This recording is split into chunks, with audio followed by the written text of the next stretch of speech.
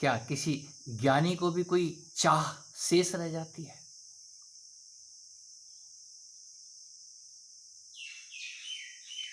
ये ज्ञानी के ऊपर निर्भर करता है कि वो क्या चाहता है।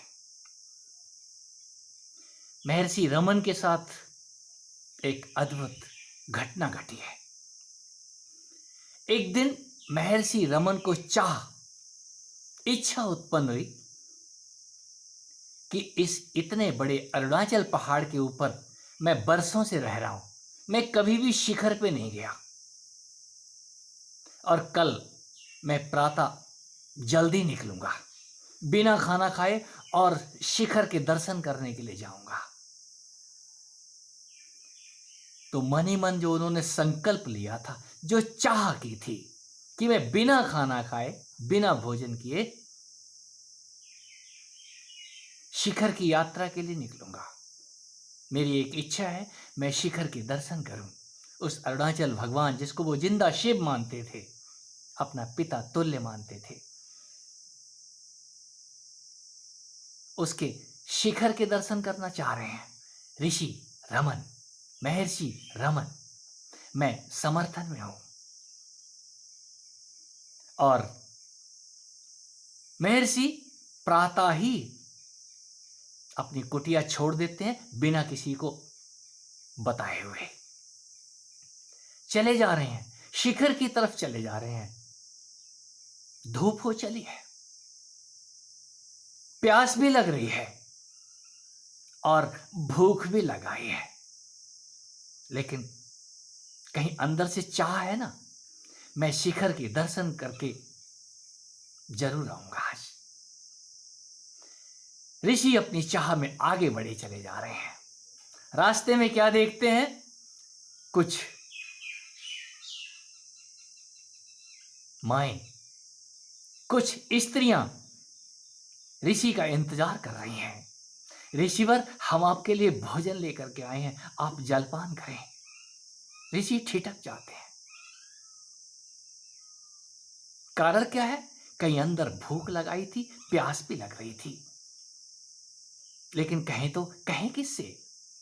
वो अरुणाचल भगवान से बातें करने वाले अंदर ही अंदर, लोग कहते हैं उनका मनोलय हो गया था, मनोनाश हो गया था।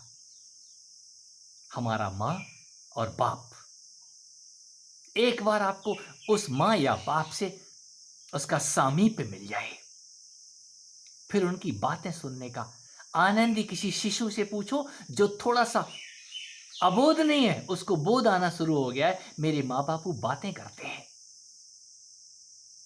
किसी छोटे बच्चे को यदि आपने देखा है और वो बोलना नहीं जानता है, माँ यदि किसी और से बातें कर रही है तो बार बार वो माँ के मुंह पे हाथ रखता है, माँ का मुंह बंद करने की कोशिश करता है। तो उससे क्यों बातें कर रही है? क्योंकि उसको वो नहीं जानता जिससे वो बातें कर रही है, वो माँ को जानता है। माँ का मुंह बंद करेगा वो जिसको थोड़ा बहुत बोध हो जाता है। मैं उस चीज से, उस अनुभवों से गुजरा हूं। तो ऋषि रमन, महर्षि रमन वहां बैठ जाते हैं और बिना कुछ कहे पहले तो जल पीते हैं, फिर उनका दिया हुआ भोजन, इतना ज्यादा भोजन वो खिला देती हैं कि ऋषि से चला नहीं जाता है।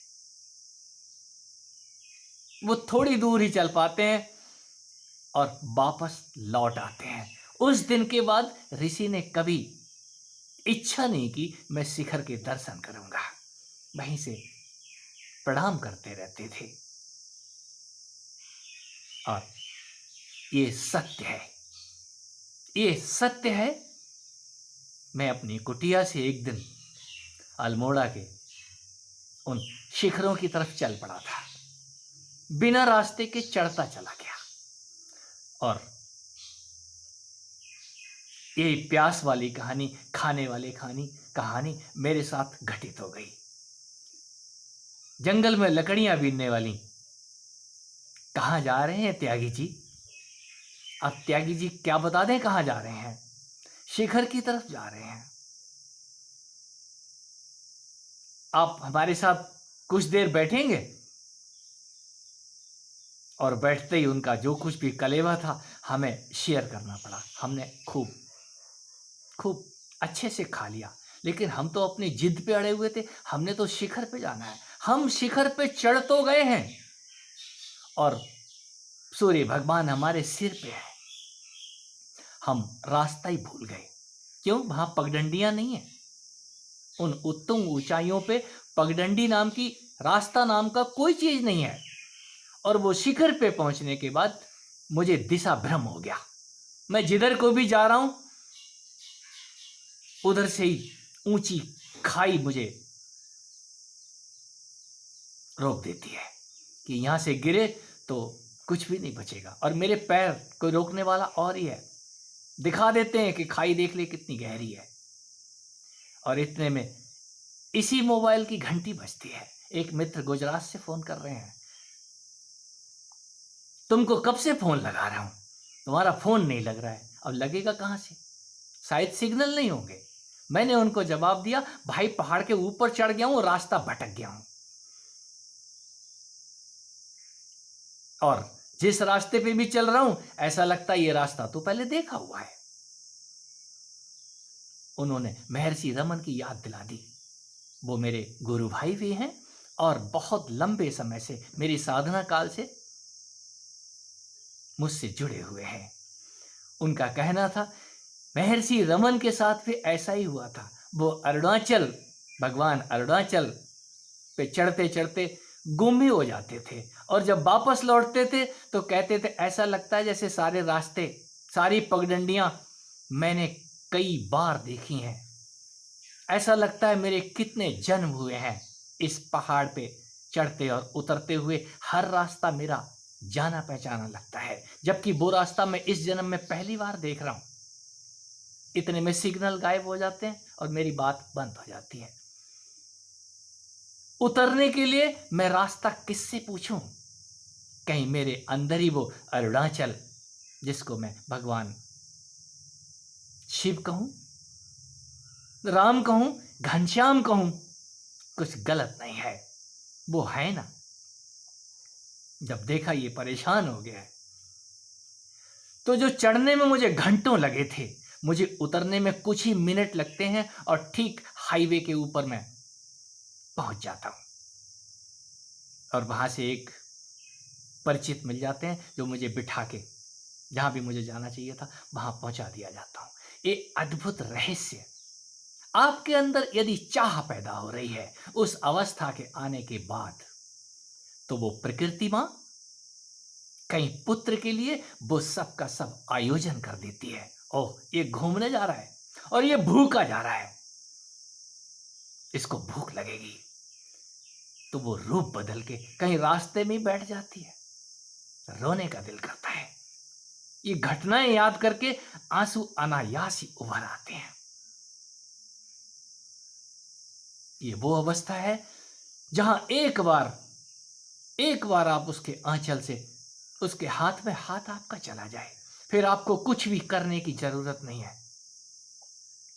फिर सब कुछ अपने आप होता है। आप चाहे मौन रहिए और चाहे दिन रात चिल्लाइए, उससे कोई फर्क नहीं पड़ता। आपका मुंह अनायास ही बंद कर दिया जाएगा। आप यदि मौन भी हो गए हैं तो वो चिंगाड़े आपके अंदर से गूंजेंगी और वो चिंगाड़े बाहर के लोगों को भी सुनाई देंगी। मैं बहुत सारे ऋषियों के संपर्क में रहा हूं और रहता हूं। कुछ शरीर में है, कुछ अशरीरी भी है। वो सब के सब मुझ पे गुरुवत कृपा करते हैं और वही सब होता है जो होना चाहिए। यदि मैं चुप भी रहूं तो वो चुप्पी मेरी तोड़ दी जाती है। मैं अपने लिए नहीं बोल रहा हूं, मैं किसी दूसरे के लिए नहीं बोल रहा हूं। मैं ऐसे ही गीत गा रहा हूं जिससे प्रभात हो जाए और पक्षी चहचहाना शुरू कर दें। मेरे लिए आज का दिन मैं दोबारा जीवित हो गया हूं। इस तन के अंदर मैं उस परम पिता के, उस परम जगदम मां के गुणगान कर रहा हूं और उसी को सुना रहा हूं। जिन मित्रों का ये कहना है, आप जब बोलते नहीं है तो हम बार बार देखते हैं कुछ नया नहीं आया, और जब आप बोलते हैं तो आप तो बोल के हल्के हो जाते हैं और सुनने के बाद हमारा चित्त भारी हो जाता है। हम करें तो करें क्या? आप कुछ मत करो। आप जैसे हैं वैसे ही अहोभाव में रहो और अपनी प्रार्थना से, अपनी कातर पुकार से आप अपनी पुकार जारी रखो। ये पुकार एक दिन परिणाम लेकर के आती है। आपके परिणाम परिणाम ले आते हैं।